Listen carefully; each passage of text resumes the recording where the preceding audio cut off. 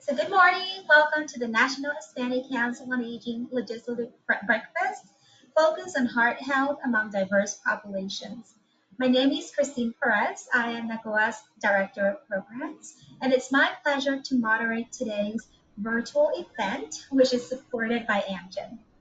So for over 50 years, NHCOA has worked to improve the lives of Hispanic older adults, their families, and caregivers. NACOA's legislative breakfast is an opportunity to open a dialogue between legislators and their constituents, enabling citizens to share their stories and experiences while directly discussing legislative priorities with the lawmakers who represent them.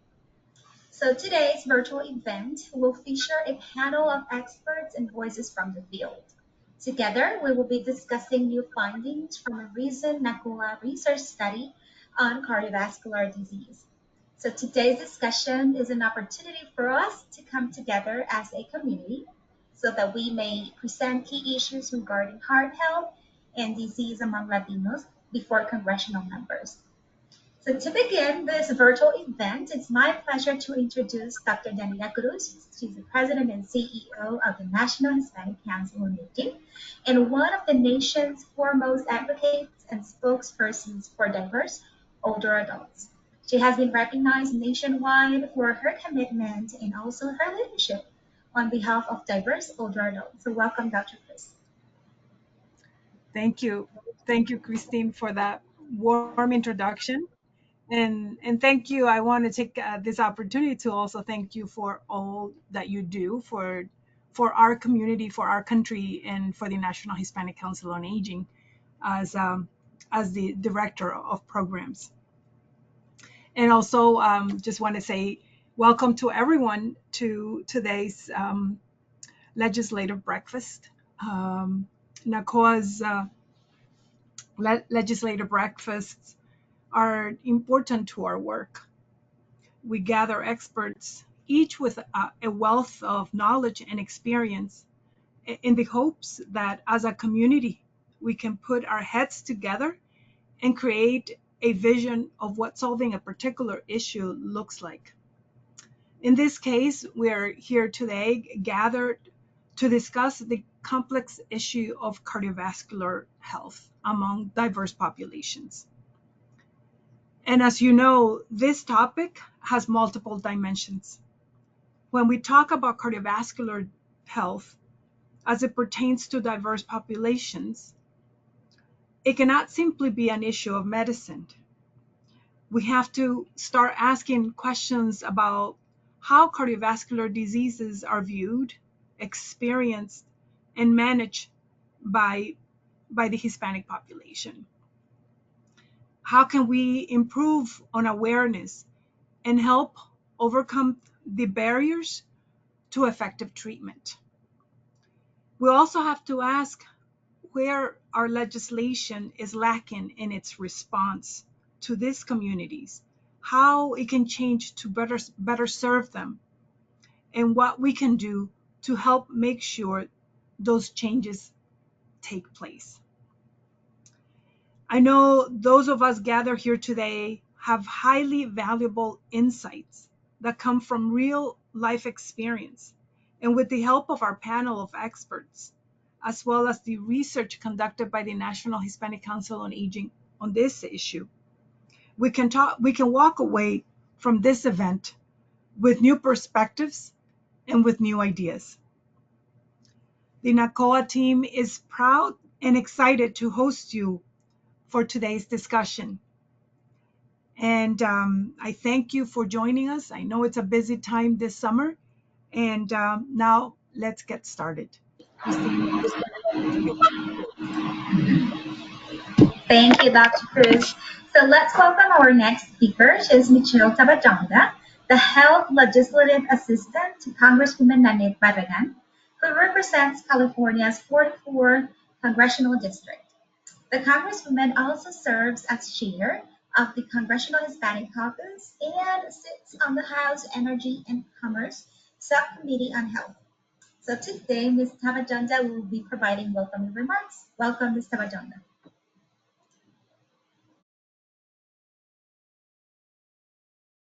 Thank you, Christine. And thank you to the National Hispanic Council on Aging for hosting this event on heart health among diverse populations. This is definitely a topic that the Congresswoman cares a lot about.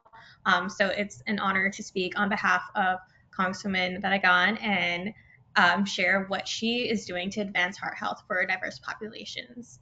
I'd also like to thank Dr. Cruz for hosting this event and inviting me here to speak on behalf of the Congresswoman. And I'd also like to thank all the attendees of today's briefing for taking the time to listen and for the work that you do to advance heart health for diverse populations. As chair of the Congressional Hispanic Caucus and as Christine mentioned, a member of the Energy and Commerce Subcommittee on Health, this is really one of her top priorities across all healthcare policy issues is to address the persistent health disparities that the Latino community faces as well as communities of color broadly. Our district is located in Southeast Los Angeles County, and it's a very diverse district. It's majority people of color. We have a primarily Latino population, but also significant Black and Asian communities in our district. And the Congresswoman has personally experienced and seen from growing up in the area and from representing this district, the disproportionate rates of certain chronic diseases that our communities face. And we know that addressing these disparities is crucial not only for the health and well-being of Latino communities, but for the overall public health and economic stability of our country. So first, I'd like to talk about the Congresswoman's bill, the Improving Social Determinants of Health Act, HR 7481. This bill would authorize the CDC to award grants to build organizations' capacity to address social determinants of health. And we know that social factors play a big role in determining people's health and heart health. For example, access to nutrition and outdoor areas for exercise can decrease the risk of obesity. And we know that exposure to poor air quality can increase the risk of cardiovascular events like heart attacks and strokes. And that's why Congressman Barragan has prioritized addressing social determinants of health through this bill. It's introduced on the Senate side as well by Senator Chris Murphy from Connecticut and Senator Tina Smith from Minnesota. And the Congresswoman also leads the appropriations requests every year for funding in appropriations bills. And then next slide. Want to talk about the Congresswoman's work to support the Research Endowment Program at the National Institute on Minority Health and Health Disparities. This is a bill that the Congresswoman led, and it was a bipartisan bill and was signed into law last Congress by President Biden. This program supports research on health disparities, and the goals are also to increase diversity of the scientific workforce, because we know that's an important part to address health disparities when people from the communities who have lived experiences are researching and addressing these issues on the scientific side. And so that was passed into law in 2022, and then last year in 2023, the center announced $60 million in total grants awarded to 6 institutions. This included Charles R. Drew University of Medicine and Science, which is located right outside of our district. And they've used these funds in part to enhance the capacity to conduct health services and community participatory research on cardiometabolic health. And the Congresswoman also leads the appropriations requests for this program as well every year. Finally, I want to highlight the Health Equity and Accountability Act. This is a tri-caucus effort to address health disparities for all communities of color, and they really involve input from community providers and advocacy groups who are on the ground doing the work. On the next slide. So this bill has been introduced since the 108th Congress under the leadership of Congressman John Lewis, and he has provided policymakers with a comprehensive set of smart, strategic policy solutions designed to eliminate racial and ethnic health disparities. And so for over 20 years, the Congressional Tri-Caucus, which is composed of the Congressional Hispanic Caucus, the Congressional Black Caucus, and the Congressional Asian Pacific American Caucus, has taken turns every Congress to introduce this landmark bill. This Congress, it is KPAC's turn to introduce this bill, So it is being introduced Chair Representative Judy Chu and the KPAC's Healthcare Task Force Co-Chair Representative Barbara Lee. And then on the Senate side, KPAC Executive Member Senator Mazie Hirono from Hawaii is introducing the bill. And so we expect this bill to be introduced soon. It has the support of all the Tri-Caucus chairs. It includes specific initiatives to prevent and treat heart issues. It directs the Secretary of HHS to develop guidelines for disease screening for minority impacted populations. And it also includes several provisions focused on improving access to and improving the quality of care that is culturally and linguistically appropriate. And it's also exciting because next Congress, it'll be the Congressional Hispanics Caucus turn to introduce HIA. And so in closing, by addressing the root causes of health outcomes, investing in health disparities research, and providing targeted public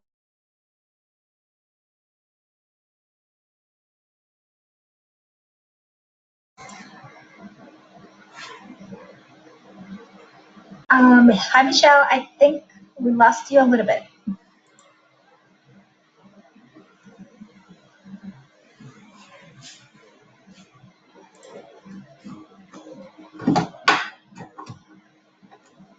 Okay, so thank you, Ms. Tapajonda. So before we start with the panel session, let's do our first polling question. And as it follows, do you believe the Latino community is well informed about heart health and cardiovascular diseases? So we have some options like very well informed, somewhat informed, not very well, not very informed, not at all informed. So please, we will provide 30 seconds for you to choose the best option and to participate in this poll.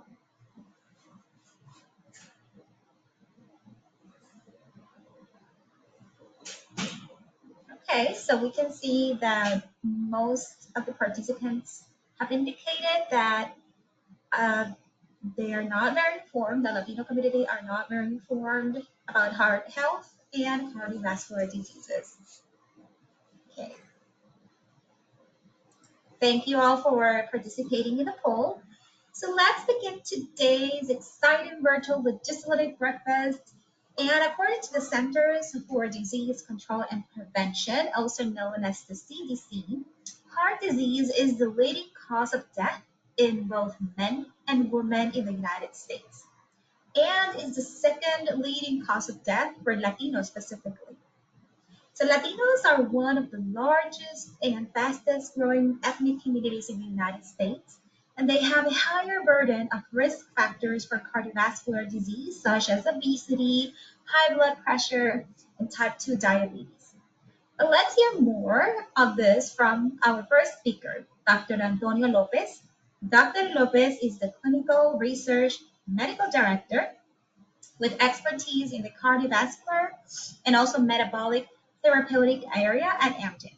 He is also a cardiologist, lipidologist, and hypertension specialist. So today, Dr. López will be highlighting the impact of cardiovascular disease and LDL-C among Hispanic and Latinos. Welcome, Dr. López.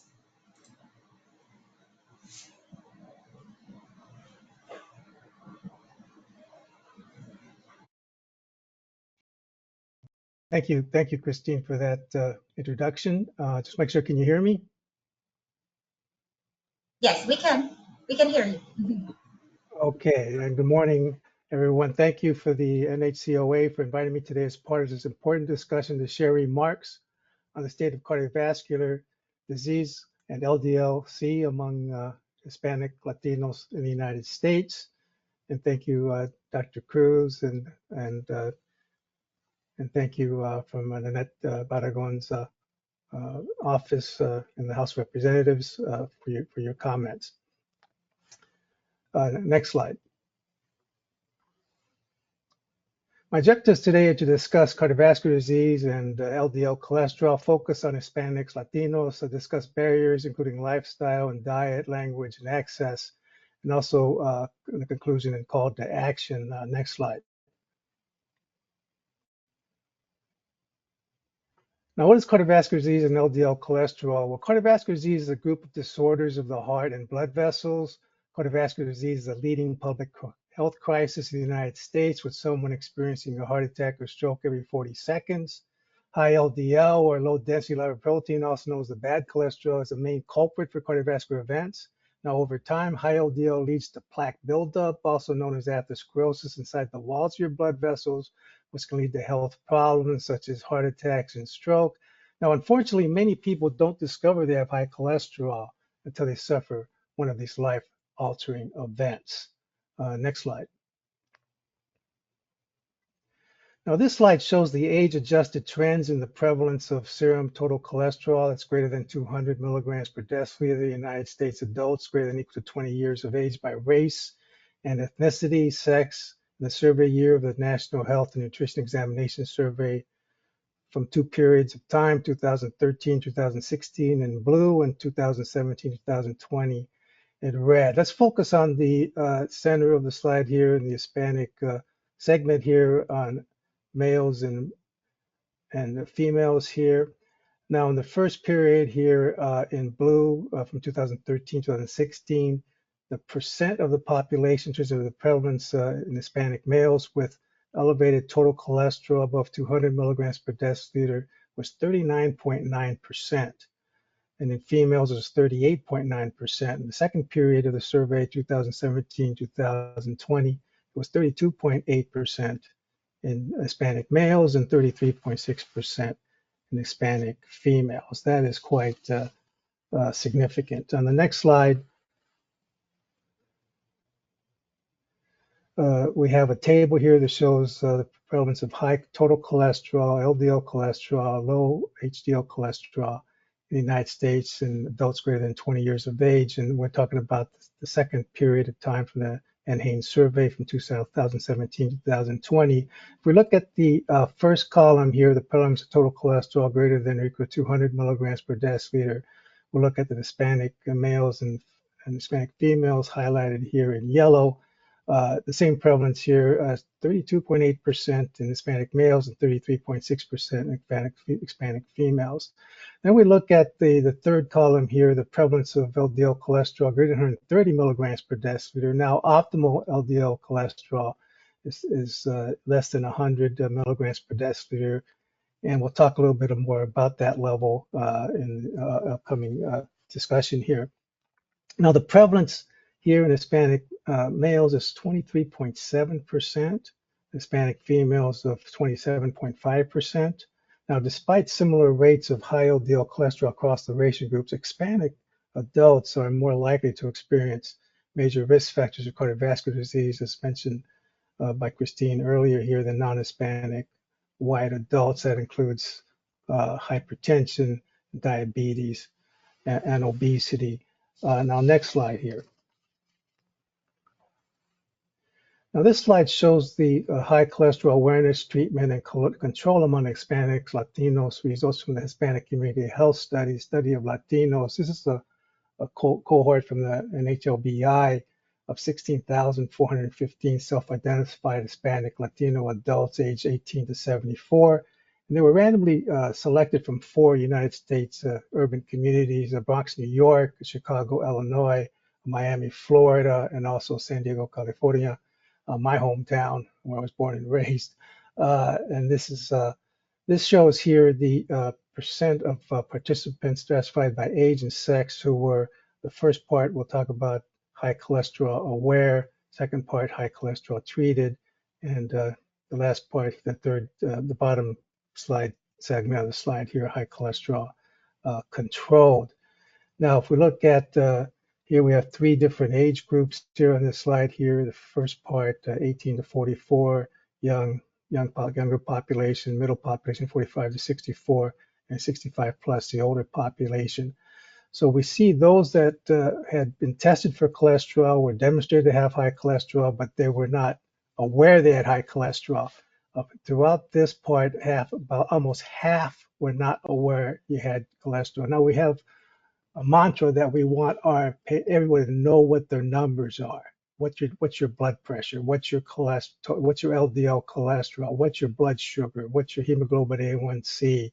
what's your weight, so we can proceed and have a healthy lifespan and try to achieve our therapeutic goals here. But it's been seen here in terms of Hispanic females, although 39 those that were tested and had high cholesterol, only 39% knew they had high cholesterol. Of those Hispanic males here in that age 18 to 44 age range, 31%, although they had high cholesterol, they did only 31% knew they had high cholesterol, and the awareness increased as we got the older groups here. Now the middle part here is high cholesterol treated. So you've had cholesterol identified as having high cholesterol. Were you treated for that high cholesterol here? As we see in the middle part here, we see that throughout only a third were those that had high cholesterol were treated for their high cholesterol. That's not very good. So, and that's particularly in the younger cohort, 18 to 44, 10% of Hispanic females, 9% of Hispanic males, although they had high cholesterol, they were not treated. So, and that treatment did increase in the older groups here. Now, if you were treated, we have guidelines that tell us what levels we need to achieve in order to reduce your risk of having this risk factor, if you will, that leads to premature heart attack and heart attacks and stroke, for example.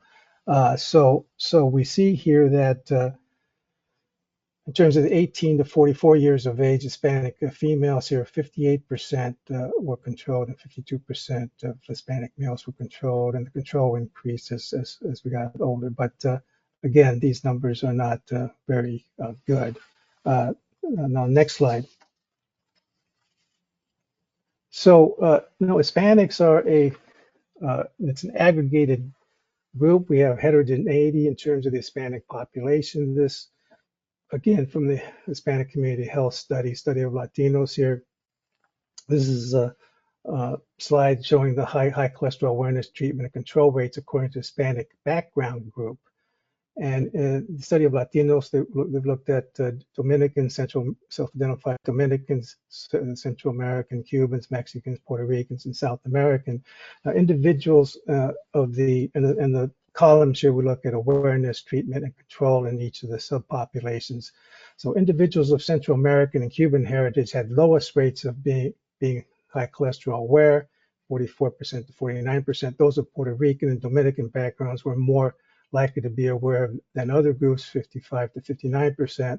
The higher proportion of individuals with Dominican and Puerto Rican background were receiving treatment for high cholesterol, whereas Hispanic, Latinos, or Mexican or Central American backgrounds had lower rates of treatment.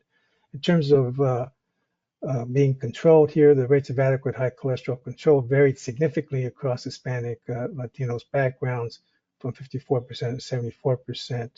And Cubans and South Americans had the lowest, and Puerto Ricans had the highest. Next slide.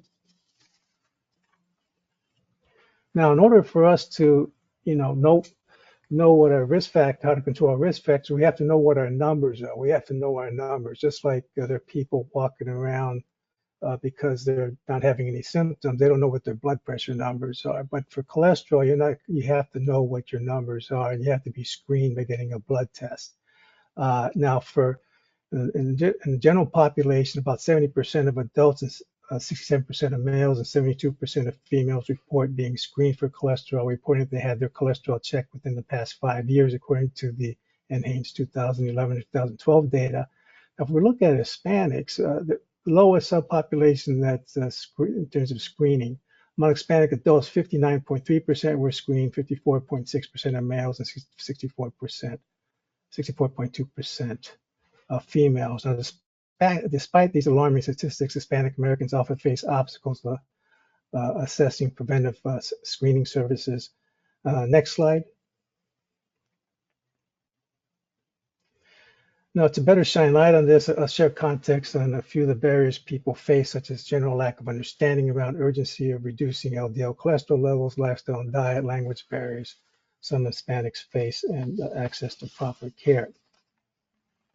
Now, it's important to note that in terms of lifestyle and diet barriers, it's important to note that for each Hispanic group has its own unique nutritional habits and signature dishes from its country of origin based on customs and traditional foods which may not be heart healthy. And Hispanic immigrants struggle to retain their cultural food traditions to consume more high fat, high sugar foods than they did in their home countries. For LDL cholesterol and for heart health in general, we have to limit the amount of calories, we have to increase our activity level. And for LDL cholesterol, we have to limit the amount of saturated fat. So how we prepare our foods, we have to watch, the amount of saturated fat. Increased saturated fat leads to increased LDL cholesterol. And the more calories you consume, the more saturated fats you consume, the more you're going to have risk of elevated lipids. But there's some individuals that are born with very high levels of cholesterol. It's a genetic disorder. About 250 to 300 individuals are born with this. They have LDL cholesterol greater than 190 milligrams per deciliter. They're going to need and diet by itself is not going to be effective. You're going to have to have pharmacological intervention to achieve goals of therapy to prevent cardiovascular events. Now, for language barriers here, the language barriers often faced between Hispanic Latino patients, medical practitioners, when patients have limited understanding of English, the risk of incomplete or inaccurate communication is high. And also, just because someone is bilingual does not mean they're medically bilingual or when they speak the appropriate dialect, which needs to be medically accurate. It can be important for people to ask for medical interpreters or proveedoras de salud, community health workers, to sit on their appointments, especially if they cannot bring a bilingual family member with them. For access barriers, there are challenges to accessing proper care, including a lack of health coverage, which inhibits access to screening and preventive treatment interventions. Despite the improvements seen with the Affordable Care Act, uninsured rates are 2 to 4 times higher among Hispanic individuals compared to white individuals. So all of these factors can contribute to the risk of delayed or misdiagnosis and poor long-term cardiovascular outcomes. And now, as a result of and other systemic factors, less than 10% of Hispanic adults are considered at low risk for cardiovascular complications like heart attacks and strokes. Next slide. Now, Amgen is pursuing a bold ambition to cut the number of heart attacks and strokes in the United States by half by 2030. We must address major risk factors for cardiovascular disease like high LDL cholesterol. We work with community stakeholders, health systems, and research institutions to drive urgency and action around the importance of LDL cholesterol testing. To date, the collaborative work has helped over 12,000 people obtain LDL cholesterol tests. Now, recently, Amgen and the American Academy of Family Physicians partnered on a new public service announcement to raise awareness and drive urgency around the importance of LDL cholesterol testing for those within the Hispanic community. And Amgen has partnered to raise awareness among Hispanics in the United States. And to highlight 2 of these, we're partnered with the NHCOA to understand the unique challenges Hispanics face with cardiovascular disease and comorbidities, and also the Congressional Hispanic Caucus Institute, which have held several convenings to raise awareness amongst Hispanics about cardiovascular disease. Now, I want to acknowledge and thank the sponsors of the bicameral and bipartisan resolution that Congresswoman Surface McCormick and Congresswoman Kamek introduced. This resolution supports the designation of September as National Cholesterol Education Month. September 1st is LDL-C Awareness Day. I want to encourage you to reach out to your member of Congress and urge them to pass Congressional Resolution 709, introduced to raise awareness of the urgent need for screening and treating LDL cholesterol to reduce the risk of cardiovascular disease or events such as heart attacks or strokes. And thank you for the opportunity to speak today. For more information on the importance of LDL-C and getting tested, especially for people who have cardiovascular disease or have had a heart attack or stroke, visit attackheartdisease.com. There you can learn more about how to receive free LDL cholesterol tests and talk to your doctor for these results. Thank you for your attention.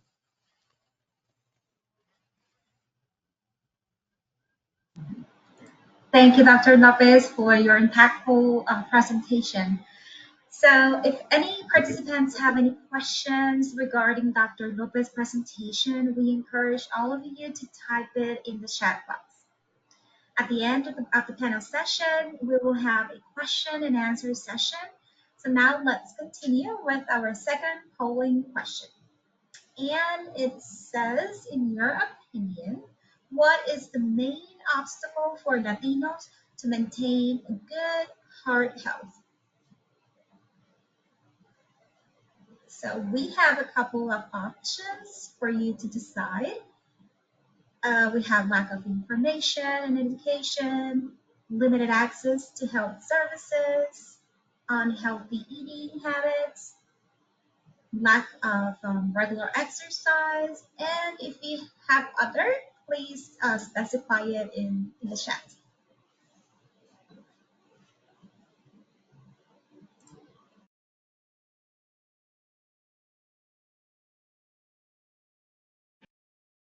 So we have as main obstacles for Latinos to maintain good heart health.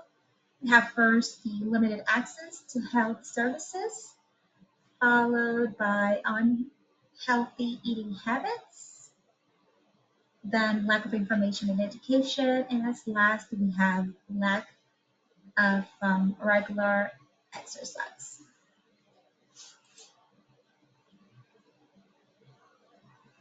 Thank you all for participating in this poll question. So at the National Hispanic Council on Aging, we are working to create greater awareness about cardiovascular diseases and to also improve access to screenings for high cholesterol, lipids, triglycerides, and other heart healthy screenings. So we recently conducted several focus groups and a national survey to better understand Latinos' knowledge, attitudes, beliefs, and behaviors regarding LDL-C, or also known as the bad cholesterol, about testing, treatment, and management of high cholesterol.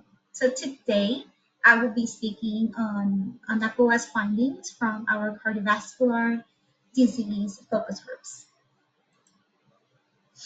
Next slide, please. So we gathered the opinion of 72 Hispanic adults about cardiovascular disease. Particularly, we wanted to know more about LDL-C, also known as the bad cholesterol.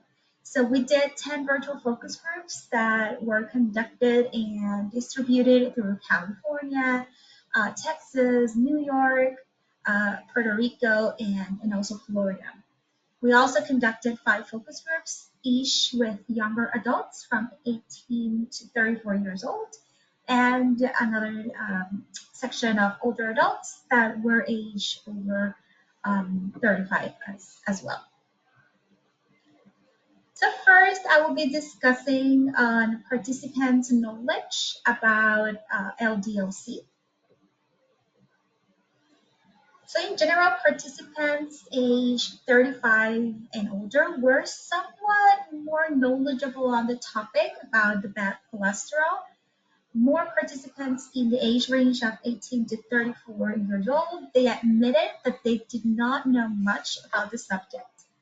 And some participants mentioned or knew that conditions such as diabetes and vascular dementia are significantly affected by cardiovascular disease.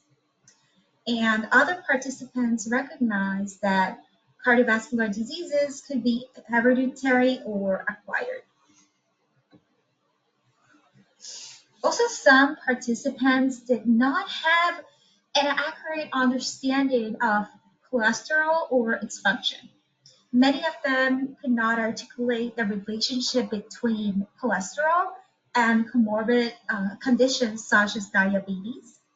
And we also had participants across age groups that were familiar with high HDL, that it's also known as the good cholesterol, and LDL cholesterol, but some were not very familiar with LDL-C, in particular with the bad cholesterol one. And we also found that health literacy varied greatly among participants, and even some participants associated smoking and drinking alcohol with increased LDL-C.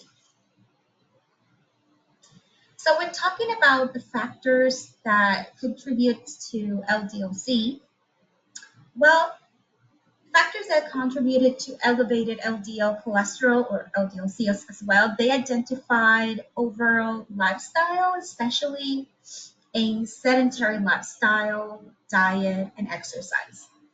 They also pointed out that some components of the traditional Latino diets increase the risk for developing high LDL-C. They also identified the American diet and eating out as also contributing to the high cholesterol. They identified a number of foods that contributed to high cholesterol, including the meats, sausage, dairy products, eggs, shrimp, fried foods, and foods that are high in fat. And we even had some older adults that mentioned the pork and pork grain were contributors for elevating the cholesterol. And here is a picture of a chicharrón, a pork grain that most of us in the Latino culture, and I believe in other cultures as well, love. And while both participants acknowledge the important role that the diet played in cholesterol levels, they didn't always identify the type of foods that were the main contributor to high cholesterol. Instead, they highlighted foods that elevated risk for diabetes, obesity, like products high in sugar and carbohydrates, like bread, and high blood pressure, like high in salt. And again, pork and chicharrón were mentioned by several participants across different geographical areas.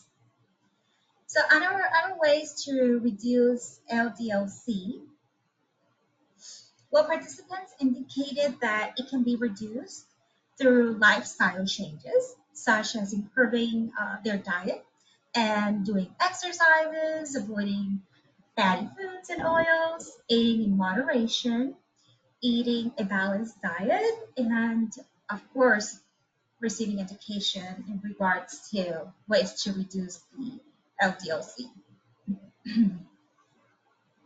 Some participants also pointed out that some barriers to adequate physical activities are limited because of the time and sedentary occupations. For example, if they are working in an office setting, they will be seated for a long period of time. And sometimes the work shift is like more than 8 hours. So basically, they will go out, eat, and go to sleep. And some pointed out that changing one's mentality is very important to develop lifestyle changes. And a few participants mentioned that consulting a doctor or taking medications were also ways to decrease high LDL-C. So in the next slide, experience with high cholesterol diagnosis and treatments. We wanted to know more about the participants' experience on either LDL-C diagnosis and treatments. And some participants recognized that the first approach to lowering high LDL-C is diet and exercise, followed by medication. And a second approach mentioned by the participants were that the use of various homeopathic remedies that support lowering the high LDL-C, such as the use of teas, herbs, fruits, vegetables, among others. So when talking about the barriers to treatments, we asked, many participants expressed frustration with the time and also the economic barriers. And they mentioned, for example, health insurance coverage or the cost of the medications or the treatments, or a lack of education from healthcare providers, the access to transportation, also the fear and hesitance to go to the doctor because, for example, because they're worried about potential medical bills or just being afraid of being diagnosed with something else. Also, they mentioned that taking time out from their work that limited them to look out for treatments or going to the doctor, and also the language barriers, just as Dr. López mentioned before. So we wanted to know the participant experiences with the step therapy requirements. So basically, most of the participants had never heard of step therapy before. They mentioned it was inhumane, unethical, inefficient, and not transparent between the patient. And participants thought that the patient should be in control of making the decision about which medication they take, or should share this responsibility together with their healthcare providers. And they also felt that this choice is often taken away by health insurance companies that are unwilling to pay the cost of certain medications. And we will hear more about step therapy with our next speaker. And in understanding participants' familiarity, concerns, and experiences, if any, regarding prior authorization requirement for medications, while several participants were familiar with the concept of prior authorization, but some were hearing about it for the first time.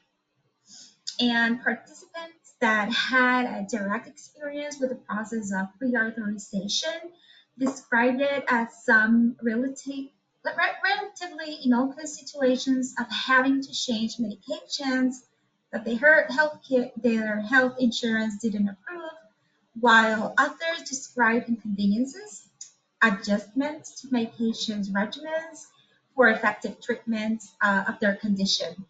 And also some mentioned major delays in needed treatments that could impact their wellness and healing.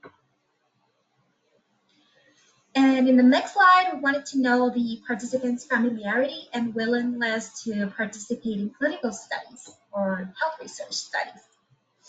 And moreover, participants were generally familiar with this concept of clinical trials. They had heard about it through their healthcare providers, and they even had seen some recruitment advertised on social media channels. And we had some older adult participants that were more willing to participate in clinical trials than younger adult population. And some participants indicated that they were motivated to enroll clinical trials in order to help society and future generations. While we saw that the younger participants were a little bit more cautious in joining this type of clinical trials. And this will be it for my presentation. But again, for more information, you can contact us in the email that appears right here in the slide. And we will also be providing a detailed report about the findings of the focus groups that we conducted. And again, we encourage everyone to type your questions if you have any in the chat box, and for the question and answer session that we will be having at the end of today's discussion.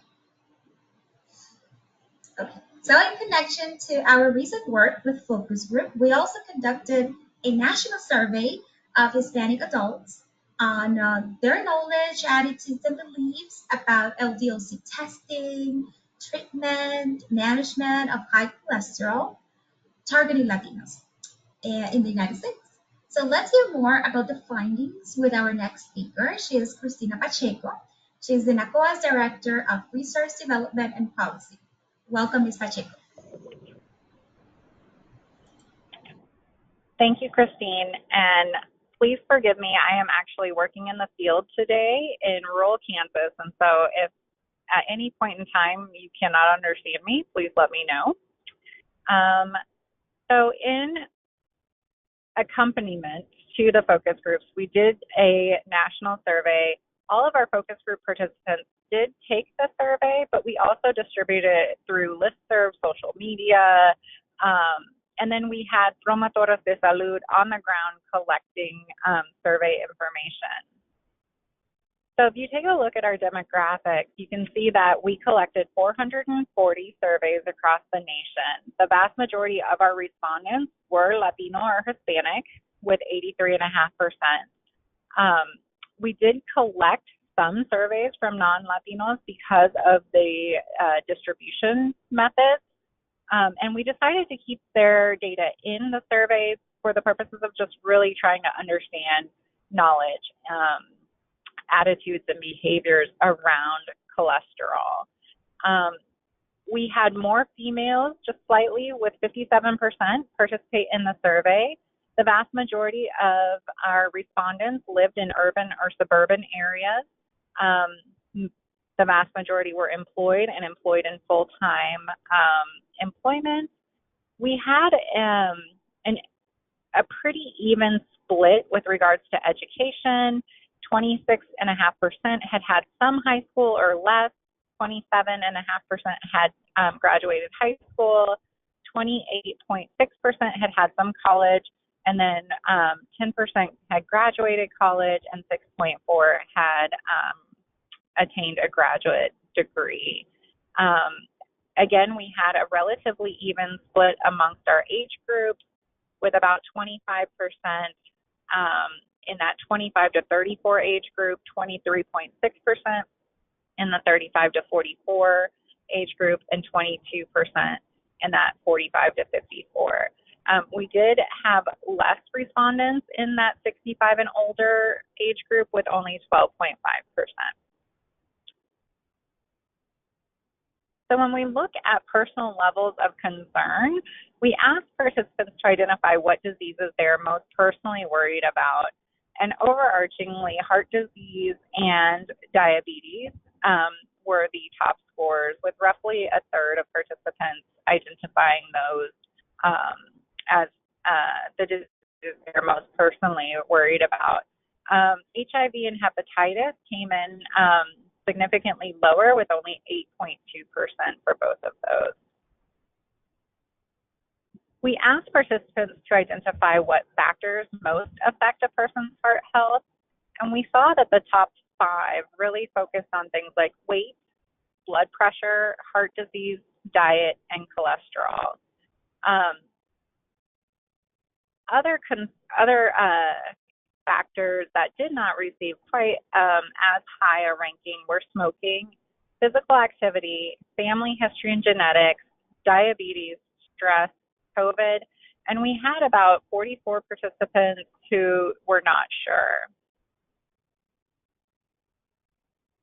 So high LDL cholesterol is something that everyone should be concerned about. When we posed that statement, overarchingly, most of our survey respondents agreed. So you can see that over 80% either strongly or somewhat agreed.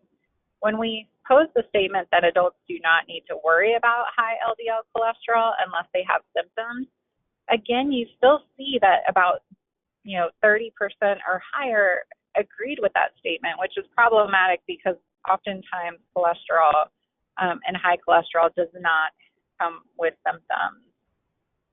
When we asked about who is more likely to have high LDL cholesterol, respondents were not sure at about a third. Another third didn't think that there was a difference between men and women, and about 20% said that men were more likely to have high LDL cholesterol. 41% of our population said that a doctor had never actually measured their cholesterol level, and then 51% said that a doctor had never talked to them about their cholesterol. To better understand perceptions, we asked participants what geographical region they perceived had the highest cholesterol, or where high cholesterol. And we saw that our participants really thought that in the Southwest, the Southeast, and the Northeast is where you're more likely to have folks suffering with high cholesterol. We asked our participants if, as a nation, we should be more concerned about high LDL cholesterol, and again, overwhelmingly, we saw our respondents agreed with the statement, whether it was strongly or somewhat. We asked if they were currently taking medications to lower their risk of heart attack or stroke due to their cholesterol, and we found that 13.2% of our population was taking those medications. We asked if there were folks who were prescribed medications but were not taking them, what was the barriers. And the things that came up were cost, insurance, apathy, side effects, and not liking to take medication. When we asked about the challenges that our participants face in maintaining healthy cholesterol levels, there was a whole host of options. And so these are ranked in order of how they were scored. So dietary habits and choices was the item identified as the biggest challenge, followed by lack of physical activity, lack of awareness about cholesterol management, genetics and family history, stress and mental health, and maintaining a balanced diet. The next slide, it continues that access to healthy food options is a big challenge, resistance to lifestyle changes, affordability and access to medications, misinformation about management, medical conditions affecting cholesterol levels, and adherence to medication or treatment plans were also seen as challenges by our population. We asked a host of knowledge questions, and you'll see the darker elements are the true, the middle kind of gradient color would be false, and the lightest would be unsure. So we asked if adults under 40 don't need to worry about high cholesterol, and about 18% said that that was true. When we asked if bad cholesterol puts one at greater health risk, 64% said that that was true. But there's still a good population in there that are not sure or did not think that that was a true statement. We asked our respondents if there was no such thing as good cholesterol, and about a quarter of our respondents said that that's true, that there is no such thing as good cholesterol. We asked if it is better to have high LDL cholesterol than HDL cholesterol, and 15% of our population said that is true. All of these elucidate areas where education is needed and can be provided. When we asked about low levels of bad cholesterol is good for long-term health, just shy of half of our population said that that is true. And then when we asked if bad cholesterol can be inherited, just shy of 40% identified that as a true statement. We asked if high LDL cholesterol is inevitable with aging, and a quarter of our respondents thought that that was a true statement. And we asked if people do not need to be concerned about LDL cholesterol if they are not overweight, and we saw that 18% of our population thought that that was a true statement. I also want to point out that there are significant portions of our respondents that were unsure about these statements and whether or not they were true or false, again, elucidating a need for education. We asked survey respondents, what are the potential consequences of having high LDL cholesterol?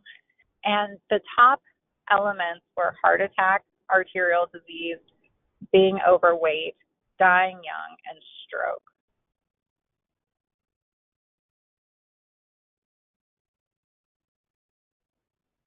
When we asked which of the following factors had the greatest impact on a person's LDL cholesterol, again, we see weight, diet, and heart disease coming up in those options.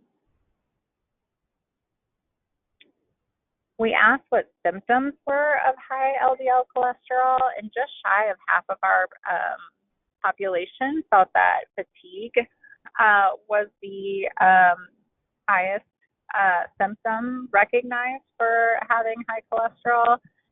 Weight gain, difficulty breathing, chest pain were also included. And then you see a smaller percentage with like just shy of 11% said coughing and 10% said dementia.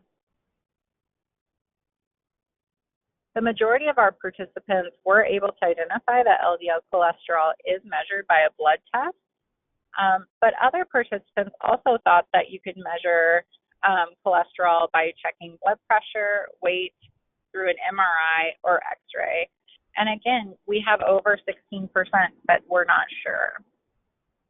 45% of our population thought that adults should have their cholesterol screened one time a year. And then we asked what levels adults should aim for. And so you can see those responses there. With regards to, is it important that people know whether or not they have high LDL cholesterol? The vast majority of participants strongly agreed. They also strongly agreed that people should be doing more to manage their cholesterol, with almost 70% of respondents identifying that.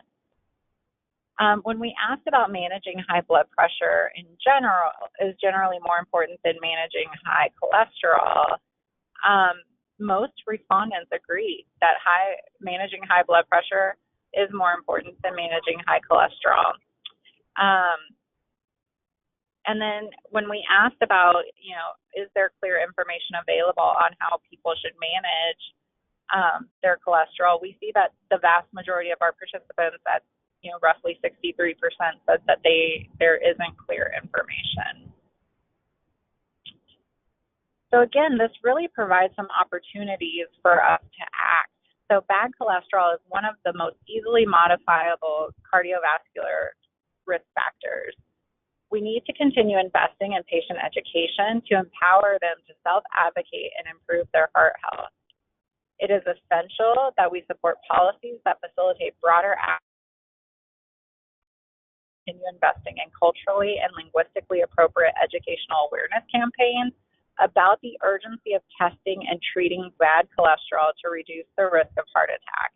And after patients receive that testing, we need to ensure that they actually are able to access the necessary treatment. Research shows that Hispanic patients' prescriptions for cardiovascular disease are routinely rejected by health insurance providers, or they are subjected to a step therapy.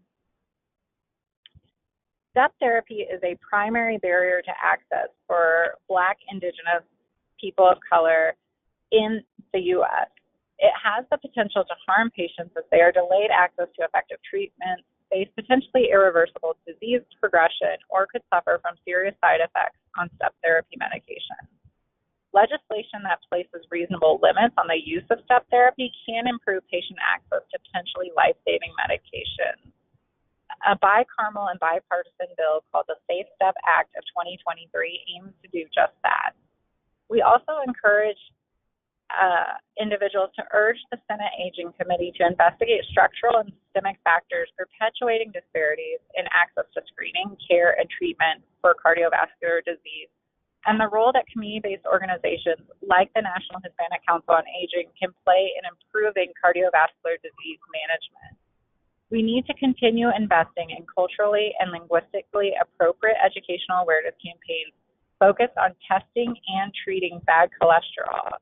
As we have shown you today, there is definitely a need for more education.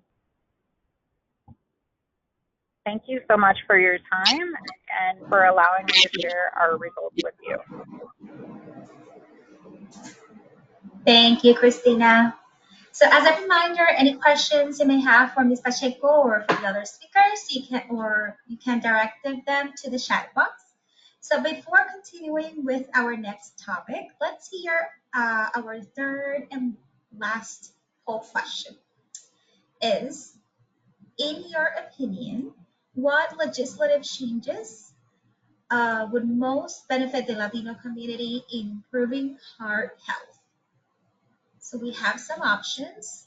That would be improve access to affordable health care services, implementation of community health programs, stronger regulations on healthy food marketing, and if you have others, please write it in the chat.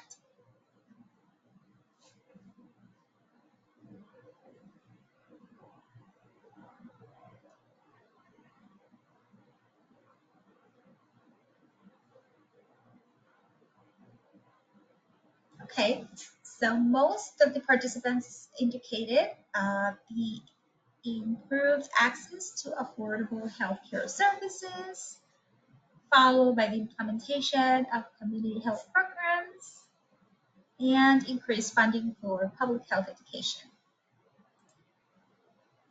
Thank you all for participating in this poll. So timely access to care is critical for people with cardiovascular disease, but far too often it is limited by a practice known as step therapy, or also known as fail first. Step therapy can be a risky practice for people with heart problems who face a greater risk for serious cardiovascular events, among other diseases. However, with the Safe Step Act, that is a bipartisan legislation that aims to reform step therapy practices. But let's hear more from Ms. Sarah Buchanan. She's the Senior Director of Federal Government Relations and Health Policy at the National Psoriasis Foundation.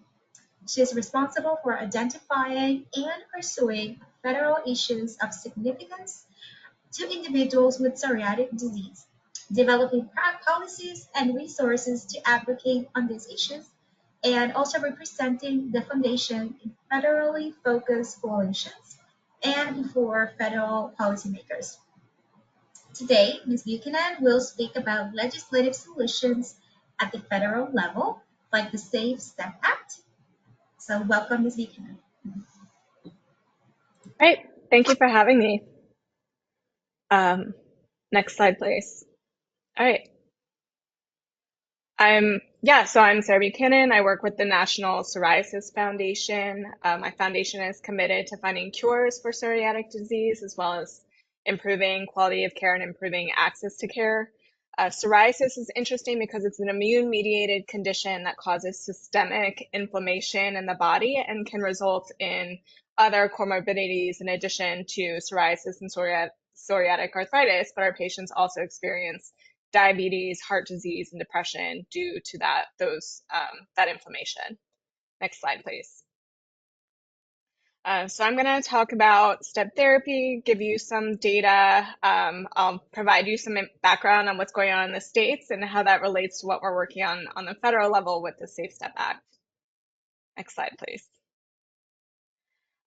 So just to define some terms, I think there's a lot of umbrella terms, and I think it's helpful to relate them. So utilization management, as many of you know, is when anything a health plan does to try to limit utilization of specific services or drugs. One way they do that is through prior authorization, where they require patients and providers to get an authorization from that health plan before the health plan will cover that treatment or service. Step therapy, I've often heard it called a complex form of prior authorization, and that's where a plan will require patients to try and fail on insurer preferred medications before they'll agree to cover the treatment initially selected by the patient and provider. So to me, these are all umbrella terms of each other. Step therapy being a complex form of prior authorization, which is a practice that insurance plans use to manage utilization. Next slide, please. We are really focused on step therapy because the delay in care caused by step therapy can lead to severe or irreversible health outcomes. So the way we see, like I've said before, step therapy is when a health plan requires patients to try and fail on insurer preferred treatments. A lot of times those step therapy protocols may require failure of 1, 2, 3, or sometimes even 5 or 6 treatments before they'll cover the treatment initially selected by the patient and provider. And this process of proving failure can take 2 to 3 months per drug. That delay of care of even 2 to 3 months, or if they have to fail multiple drugs, like in this picture, the blue photo from the 50-state network, can really lead to severe irreversible health outcomes. So on the left side of the screen, we have a patient showing the consequences of her uncontrolled psoriatic arthritis in her hands, and she will never get that joint functionality back again. I've also seen patients lose organs because of delays in care caused by step therapy, or in the cancer space, they can even pass away.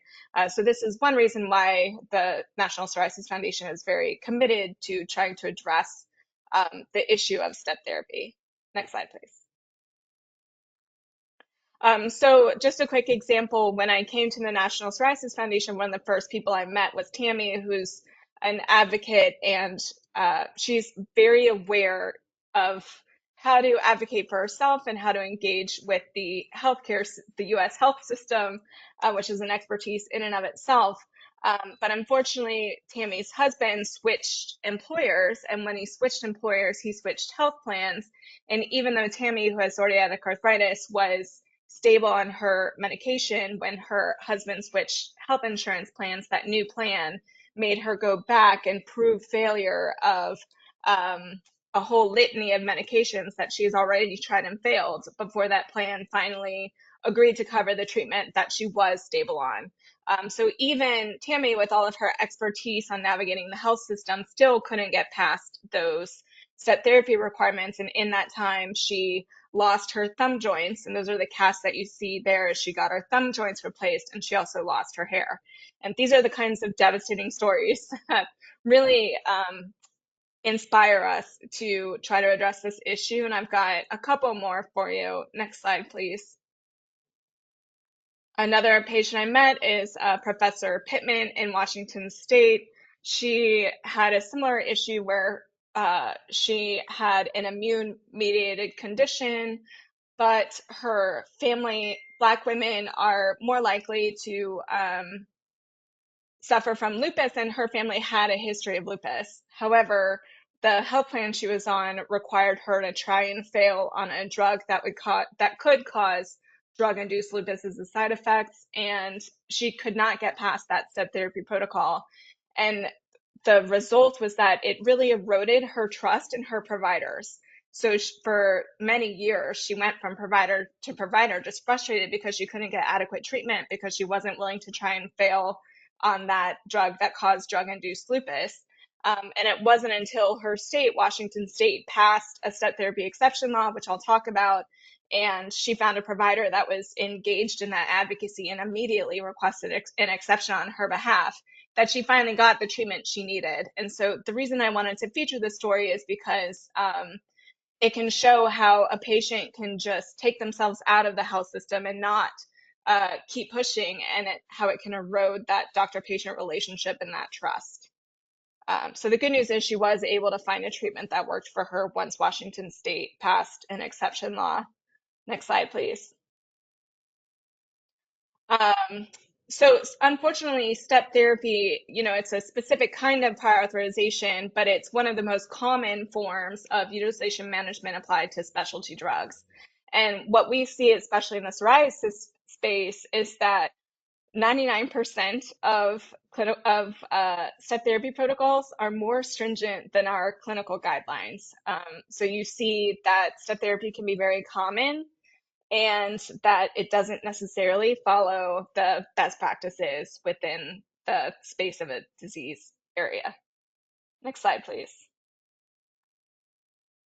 I know I featured several diseases in my last slide, so I did want to hone in on one story related to heart disease, because step therapy is applied to heart disease drugs. And I found this one online. Dan LaDolce had suffered a quadruple bypass, was trying to get his cholesterol down after that, and his provider prescribed him an additional treatment to do that because he just wasn't reaching his levels. But unfortunately, his insurance plan made him try and fail other drugs before they would cover the treatment that his provider prescribed, even after this quadruple bypass. And he wrote that the whole process, he did eventually get coverage for the prescribed treatment, but the whole process was dangerous and unnecessary. And he wrote something that really struck me, which was, health insurers have no business imposing profit-driven medication preferences when patients' lives are on the line. And I would think NPF would agree with him there. Next slide, please.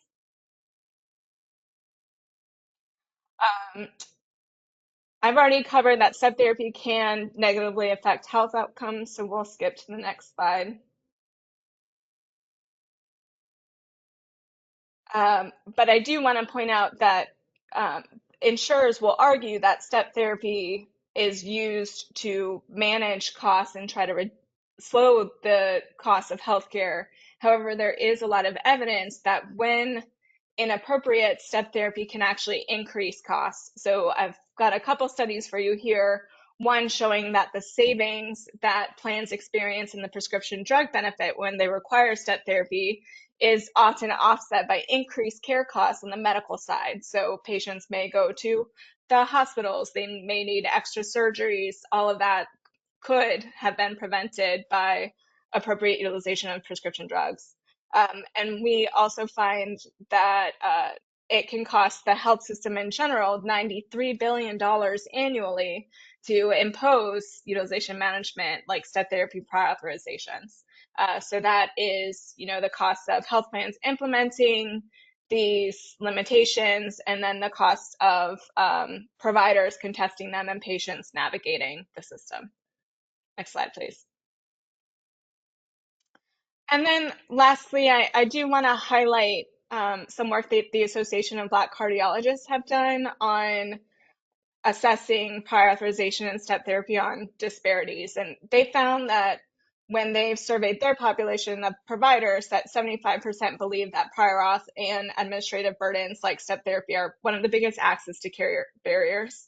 Next slide. And they highlighted the impact that prior authorization and step therapy how that can affect their patients. And I was really moved by this first statement that patients get discouraged when they're not able to access the medications they need. They lose faith in the health system, and that it often causes the patient to be angry towards the physician, not the insurer, which is something that we saw with the professor from earlier in my slides. Is she couldn't tell whether her provider just wasn't fighting for her or wasn't believing her, or where the issue was that prevented her from getting to the treatment she needed. Next slide. So the good news is that many states have passed step therapy laws, and in general, all of these laws vary, but in general, they would do three basic things. They make sure that insurance plans offer a step therapy exceptions process, so that a patient or provider, when they're confronted with a step therapy protocol that's medically inappropriate, can request an exception. They ensure that plans respond to an exception request within 24 to 72 hours. And then they establish circumstances when an exception request should be granted. So if a patient has already tried and failed on a treatment, or if the treatment would cause allergic reaction or some adverse event, those are examples of circumstances when an exception request should be granted. Next slide, please. Most states in our nation have passed this laws. I think the number is 37 states or 38 states. Vermont was one of the most recent ones. The limitation on the state laws, though, is that self-insured employer plans are exempt from state law. So these laws help a lot of people, but for many Americans with employer plans, even if they're in a state like Vermont or Texas that has passed the step therapy exception law, they may not have access to that exception process. So that's why we're working federally to pass the Safe Step Act, is to try to establish a similar exceptions process that many of the states have done for employer plans. Next slide, please. And that's where we come to the Safe Step Act. So the Safe Step Act applies to employer plans, and it is based off the state laws. So it does the same things. It would ensure that employer health plans offer a step therapy exceptions process, requires plans to respond to an exception request within 24 to 72 hours, and it also establishes circumstances when an exception should be granted. Next slide, please. The Safe Step Act has been making moves this Congress, and I'm pleased to say that it has had a markup. So the Safe Step Act was marked up in the Senate Help Committee and was included in the Help Committee's PBM reform package. Almost every member of the Help Committee voted in support of the Safe Step Act, so we were thrilled to see that broad bipartisan support for the bill. The House has not included the Safe Step Act in its PBM reform package. They went a little bit slimmer with their package.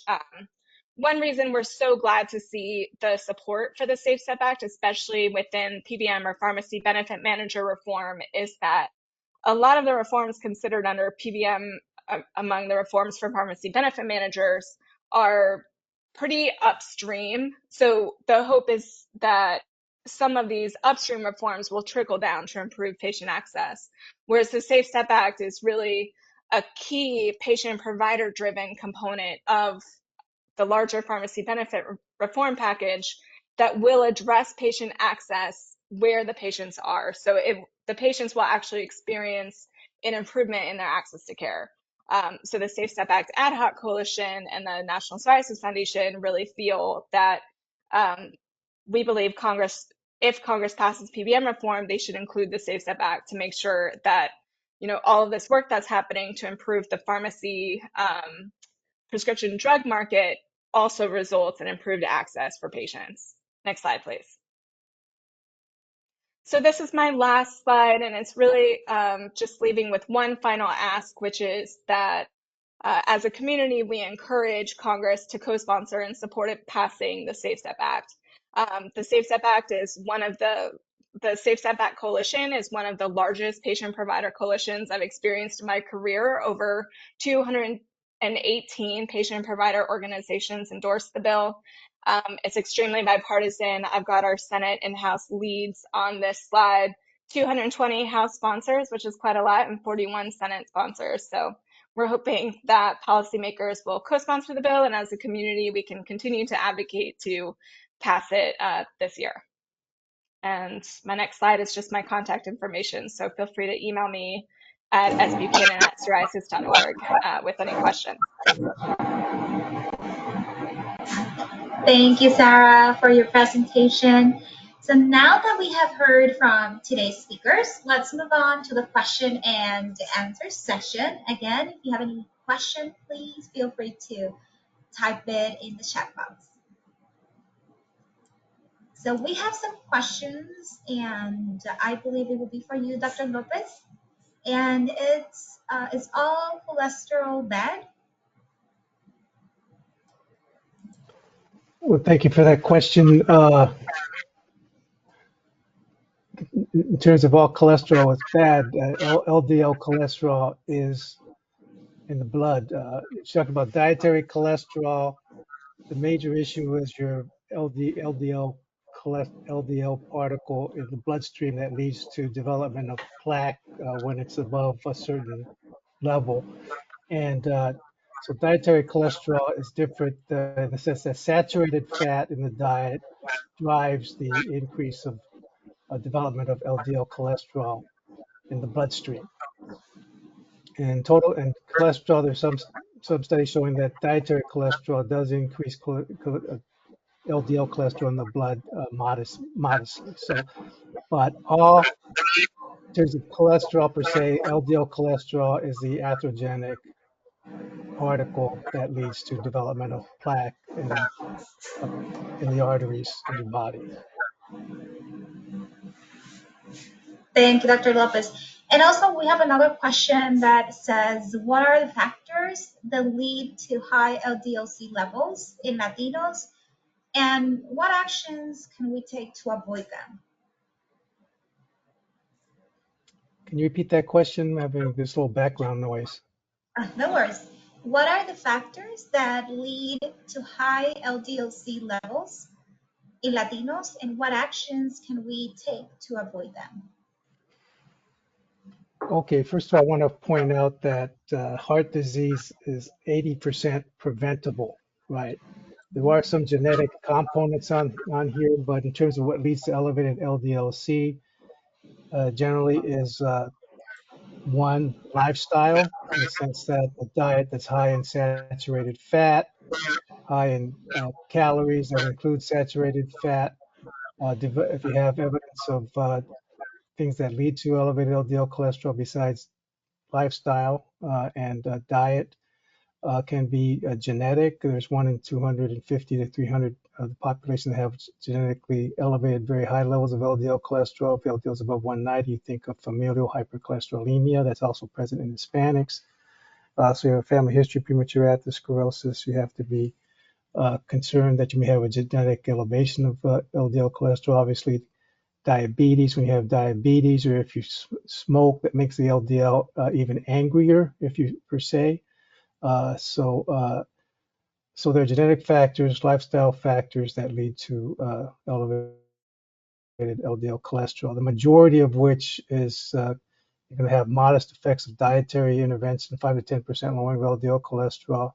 But if your level is high for you, if you already have coronary disease or the risk for development of premature atherosclerosis, you need help from medications. These supplements are ineffective. I saw that as the supplements you presented, they're not proven. I know our culture likes taking supplements to avoid taking traditional medications that are proven to lower your risk of heart attack and stroke. Thank you, Dr. Lopez. And before ending, I have another one for Sarah. Is what actions can health advocates and the community take to support the passage of the Safe Step Act and ensure its effective implementation? What guidelines or actions do you recommend, Sarah? Yeah, thanks. I appreciate that question. Right now, we're just building support for the bill. So reaching out to your legislators. In the U.S. Congress, you have 2 senators and 1 representative. So reaching out to your legislators and asking them to co-sponsor the Safe Step Act is the best thing to do right now. Thank you so much, Sarah. And also thank you, Dr. Lopez, Cristina Pacheco, Dr. Cruz, and Michelle Tavajonda. So again, we would like to thank all of our attendees and experts for joining us in today's virtual event. So for more information about upcoming events or webinars that we're holding, please visit NHCOA's website at www.nhcoa.org. And also our social media platforms, including Facebook, Instagram, and X. You can find us by using the social media handle as NHCOA. So thank you, and until the next one. Thank you. Gracias.